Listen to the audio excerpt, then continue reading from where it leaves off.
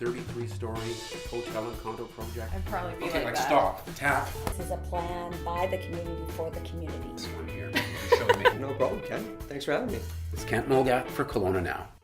And we're joined by Linda Digby from the Okanagan Heritage Museum.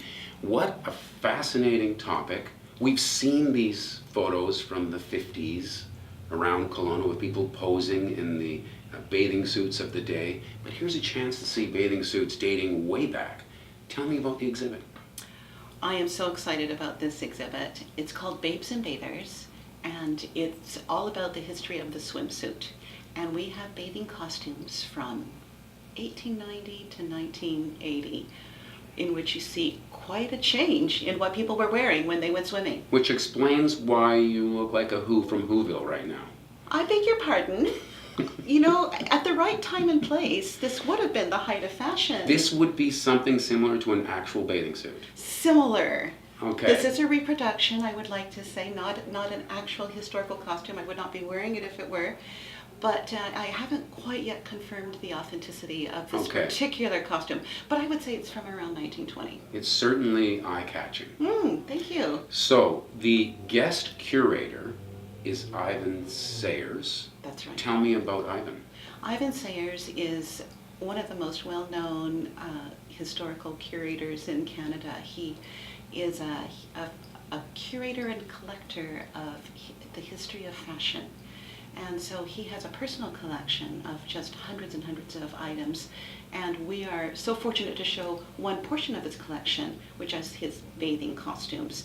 Now this collection previously showed about 4 or 5 years ago at the Maritime Museum in Vancouver and was very popular there. When we heard about it, we thought, what a great fit for the Okanagan. I mean, bathing and swimming and the lake, the watery lifestyle, that is what Kelowna has been. Right. Now it is now, and it has been all of its history. Well, yeah, it's all about the lake, and we interface with the lake in whatever we happen to wear that decade. That's right. And so just like today, you may go to a swimming beach and see people wearing a variety of styles, some more contemporary, some maybe dating back to, yesterday or last decade or more. Yeah. It would have been the same through history as well. People, new costumes were coming out, and some people were changing right away, adapting quickly, and some were holding on to their older ones. And so the same would have taken place throughout history. So to localize this display of historical costumes, we're bringing in from our archives a whole lot of photographs of people, babes and bathers, on the beach of Lake Okanagan here in Kelowna in a variety of costumes over the years. So you'll see, for example, the aquatic ballerinas, right, who are poster children for this from the Kelowna Aquatic, the major event that went on for 90 years. Well, we recently did an item about That's the right, aquatic center, and you saw these people that would dress all in sort of a uniform bathing suit that was suitable for that period, doing all sorts of synchronized swimming type water ballet. That's right, yeah. And so because of the aquatic, we have an exceptional collection of photographs of lots of people wearing bathing suits at different points in time, as well as family photographs of people enjoying the water with their families. So the best time to take this in, I take it it'll be on display through the summer, but this week, Thursday evening,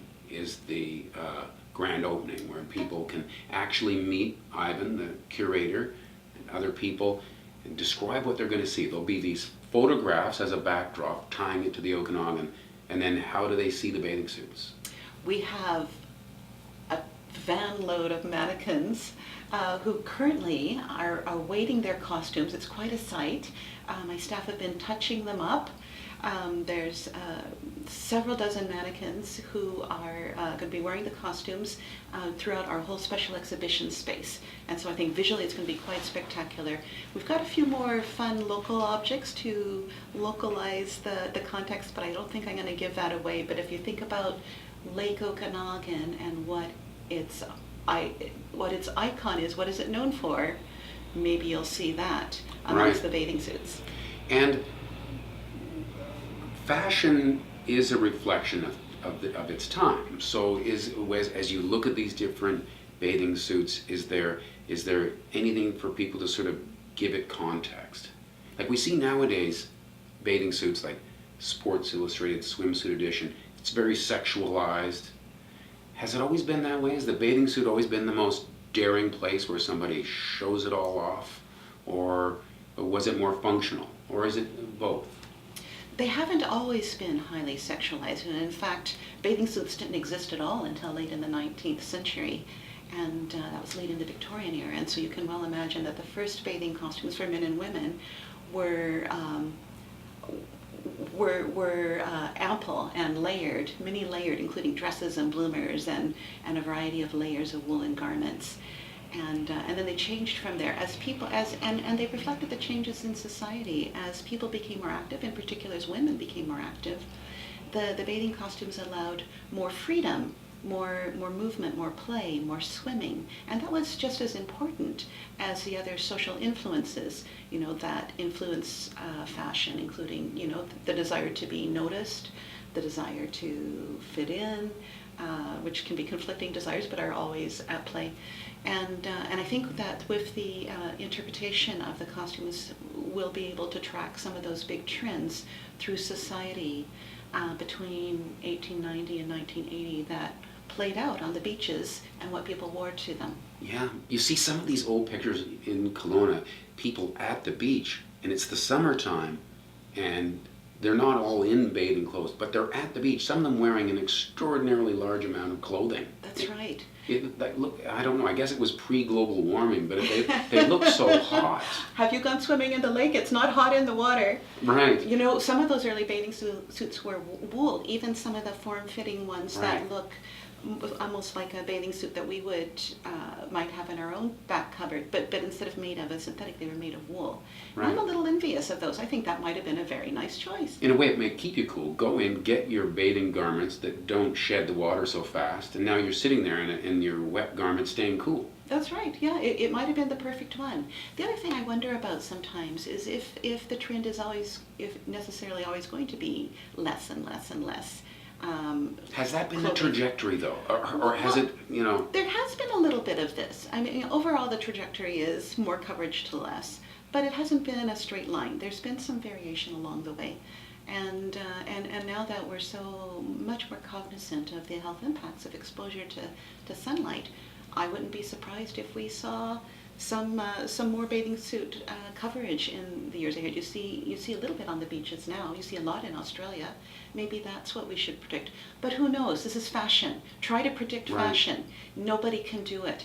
And I think the reason I think everyone is going to enjoy coming to see this exhibition, which will be here all summer, is we all have a relationship with bathing suits that has a little bit of emotional charge, right? Like, it's a big deal choosing your bathing suit, and I think most of us probably have a story or a memory Right. that involves a bathing suit, and possibly a little bit of embarrassment, or probably There's a great lot of moments. stress associated with it. There is. Not everybody's body is perfectly suited to that fashion, and they're all stressed out about how they're going to look.